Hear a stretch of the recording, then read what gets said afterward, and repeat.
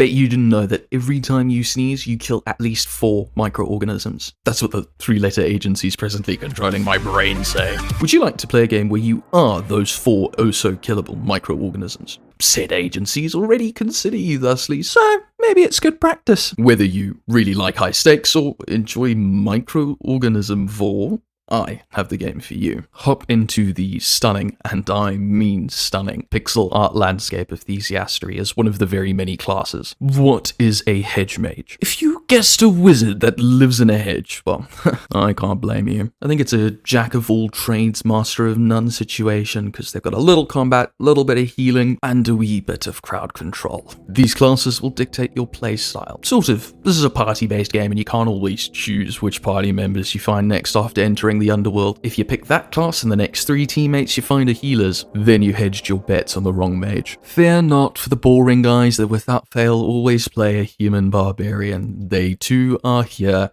You can sate your urge to return to Monkey. I don't know why that was Scottish.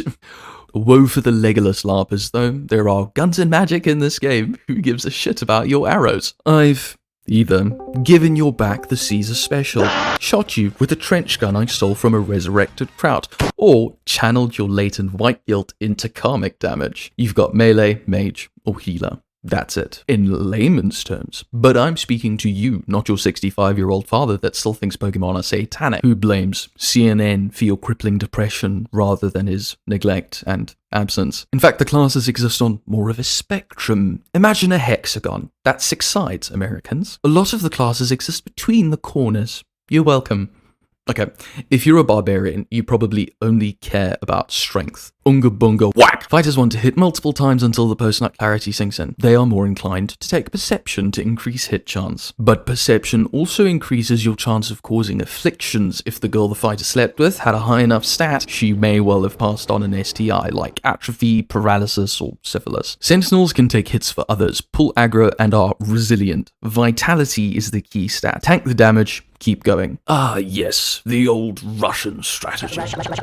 Psionics perform magic attacks focusing on karmic and psychic damage. Think of it, white girl, tarot cards, uses therapy talk to get what she wants. Except you want your intelligence stat to be higher if you're playing a caster. Same goes for being a healer. Smart people make better doctors. And these healers don't have ChatGPT to cheat their way through med school. There's also dexterity, which is largely a strength equivalent, but it somewhat increases your accuracy, and it's only useful for dex weapons, which are less common than strength weapons. That's balanced out by cool abilities like parry, which lets you block the occasional attack in accordance with the level of dex you have. Spellblades are inclined to use both magic and melee, with intriguing skills like Pendulum, which decreases the mana cost of melee skills when using magic skills and vice versa, or alchemists that use intelligence and perception for poison magic, then subsequently attack with melee, receiving a passive damage increase against poisoned enemies. Your characters can learn up to 4 skills from other characters, or even entire career paths, which allows for wacky mixes and matches of skills that create OP glass cannons that eviscerate whole teams, or commander characters that trigger attacks from all of your characters who all have their own passives to apply bleed, poison, and other damning status effects. You'll make your opponent look like those weirdos that chase down people with STIs to collect them all. And if you didn't understand a word I just said, I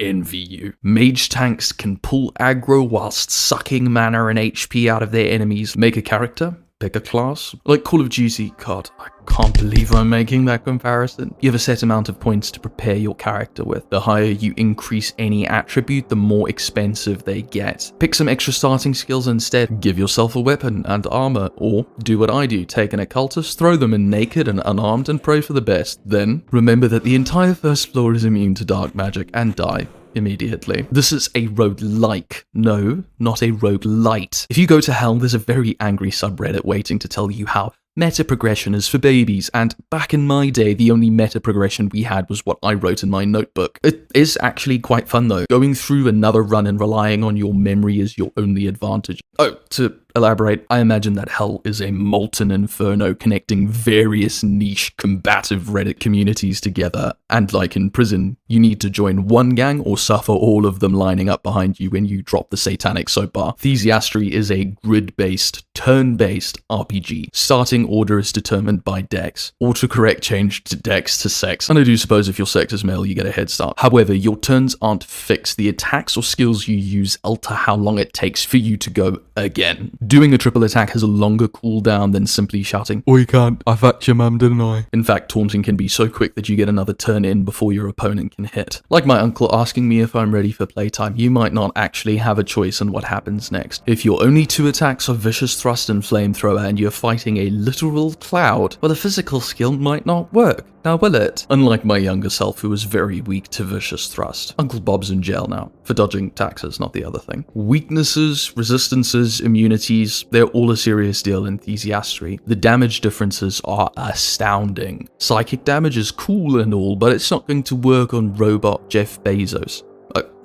Sorry, that's a joke from the future. Lightning sure will though. That'll have him spazzing out all the way to the spare parts bin. And if you're playing this at night, in the dark, listening to the ominous soundtrack and you suddenly hear the combat music and see this face, it can be somewhat frightening. I will shed some of my masculinity here and profess that I have legitimately jumped out of my chair playing this. The AI is relatively smart as well. Or in the very least, they're programmed to be conniving bastards. I shit you not, you'll spot a soldier in the distance and he'll disappear. You'll run after him for that juicy XP. And he's been waiting for you, longingly, round the corner, and there he is. "Surprise, sweetheart," he says. "I've missed you. Except it's London, so instead of sweetheart, it's oi bruv, and the surprise is a shank in your gut." Actually, a lot of these interactions will probably feel familiar for you because the gunners also avoid you, except they're backing up to shoot you. So now you've got an idea, and let me tell you, you're right, it works. Identify the melee enemies. Start combat a spot away from them and you can get all your fireballs and bullets in at a distance. Except until that becomes a habit, and you meet a new enemy that sits back and casts Open Scrotum, and both your melee characters are too busy running after their lost balls to approach him now. Speaking about dickheads, this is an optional boss. Open the door, go in, and kill it for extra loot. But heaven forbid you stand outside the door. He'll shoot you through it. Oh, everyone's a badass until the sealed door starts speaking Panzerkampfwagenfear. The history nerds are lining up to beat my ass right now. The soundtrack is, I almost want more to its regular bassline tune, but it makes the combat music, which is also monotonous and dark, feel so very deliberate. It's the same recurring tune over and over while you think, and each string strung is boring deeper into your eyeballs. That's where the CIA keep their cameras. You're being watched. Don't you worry, you'll sleep just fine. Oh no, you had a nightmare. Death is coming for you. Oh god. Run! I didn't know this dude existed my first few runs. Then I met the Harvester. Ooh, cool design. And my team got obliterated with a single move. Yeah, death is nearing at every rest. And the next time the campfire gives you a warning, you won't forget it. I've seen these harvesters again, but I've never really been caught again because when the campfire tells me it's time, I wake up and I'm straight out. They're on every level, appearing in one of 3 variants. Your many travels throughout hell will take you through many twists and turns, hiding goodies you may or may not find, like shortcuts and magical mirrors. Cut yourself at an altar to increase a stat. Do it again to increase it further. Go a 3rd time. I tried that a few years ago and all I got was hospitalized. Find new friends, and then find your new friends' new gear. If you don't like your new friends, leave them at the fireplace to accumulate skill points. They'll be useful later. Or do what I do. If you don't have any friends, you don't have to worry about leaving anyone at the fireplace. That way you can spend your own skill points on increasing your stats. Now treat them bitches like the piggy banks they are. Crack them open and pull out all the experience points they've been saving. Because they've been saving it for your favorite characters. You can get their skill points to teach you your preferred characters, their moves, or even their entire career paths. This is where Thysiastery really shines. Unlike the erasure of the middle class making every country resemble 18th century France, there's a lot of class diversity here. Get lost in the builds, channel your inner aristocrat, and let them eat cake. Until your A-team gets slaughtered in a boss battle, and your only chance at continuing is 3 old men, dressed in pajamas, armed with toothpicks, and they don't know a bloody thing. So, you give up. You quit early. You're not even gonna bother trying. Make your way to the shower and cry where the CIA can't see your tears through your fucking government-mandated Kuroshi optics. I've been hiding a little secret from you. I want you to play this game because I want the devs to get more support and add an archer class. I know. I'm such a hypocrite.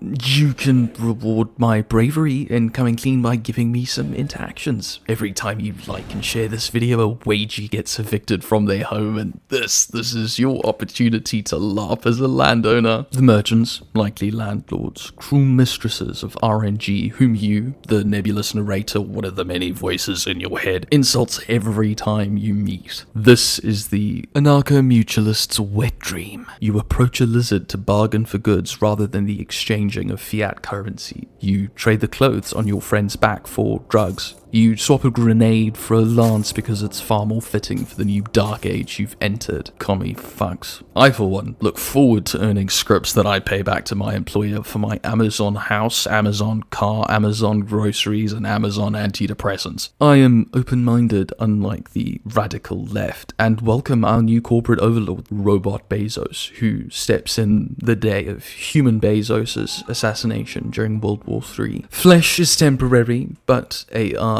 is eternal. I joke. Do I? That's up to your discretion. However, the lore for the game, scattered within it, paints an eerie picture of this world's history. Perhaps it serves as a prediction for or reflection of our future. Civilizations form, technology is developed and warped into war machines that in turn buries itself, what it fought for, who it fought against, and everything else under centuries worth of sand. This is more explicitly said. What I don't think is said, and what my interpretation of the lore, regardless, is that every floor of the underworld through which you fight is the last surface of the living world that succumbed to a man-made extinction. A fossil buried by centuries, topped by the next era that fell to inevitable ruin, which too becomes fossilized in hell. The cycle continues endlessly. And then, when you die, you don't get to escape the hell on earth, you get to relive it. This would also explain the ending, and as giddy as I am to explain the implications of it, I will restrain myself. But it's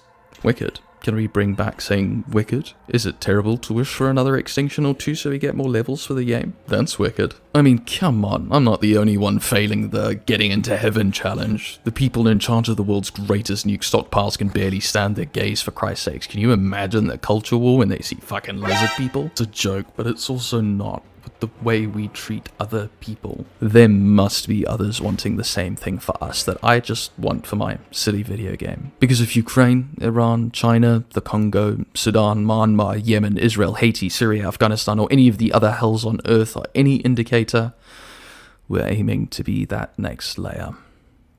Sorry for the bummer ending. I'm typically a lot funnier, but I feel like the lore for this game is really rather poignant. No year has made that more evident in memory than this year has. This was kind of a last minute idea to record this apology. If you want something to make your day less depressing, how about you go watch one of my other videos? Yeah, let's pivot from, calling out genocide and war to self-promotion, I guess. Like my Prince of Persia video, where I joke about the Ayatollah liking it more than Hades 2 months before the guy got fucking bombed. Oh my lord. Oh, cheers.